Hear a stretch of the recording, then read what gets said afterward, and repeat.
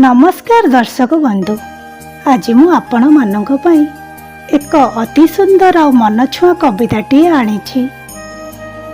कविताटीर शीर्षक हेउछि प्रभु। एही कविताटी को डॉक्टर गीता महापात्र लिखिछंती आ उपस्थापन करिछंती। एबे चलंतु दर्शक बंधु कविताटी को आरंभ करिबा।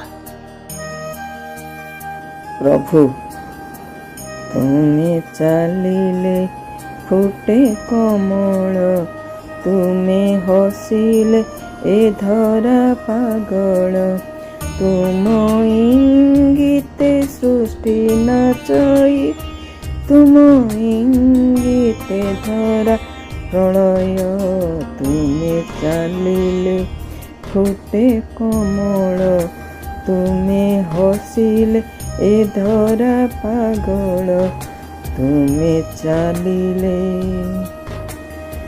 तुमे रागिले उठई जुआर, तुमे कांदिले अंबुर फुआर, तुमे नाचिले मेदिनी कंपई, तुमे गाइले मधुर लहर, तुमे चालिले फुटे कमल, तुमे हसिले ए धरा पागल, तुमे चालिले,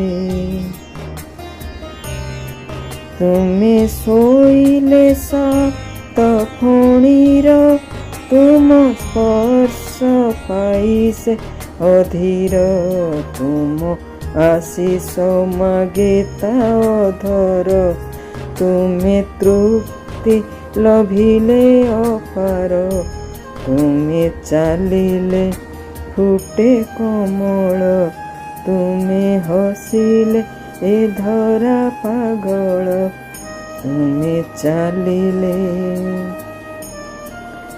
तुम चक्र करिले संहार, तुम शंख बाजिब सुंदर, तुम गदा करिले प्रहार, तुम शत्रु होइब कातर, तुमे चालिले फुटे कमल, तुमे हसिले ए धरा पागल, तुमे चालिले,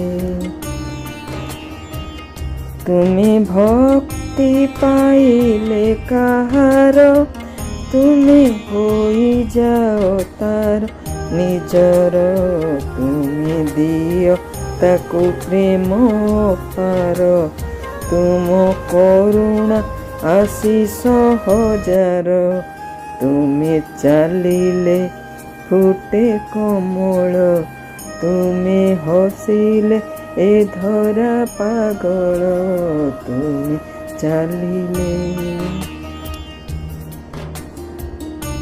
दर्शक बंधु, यह थिला प्रभु कविता।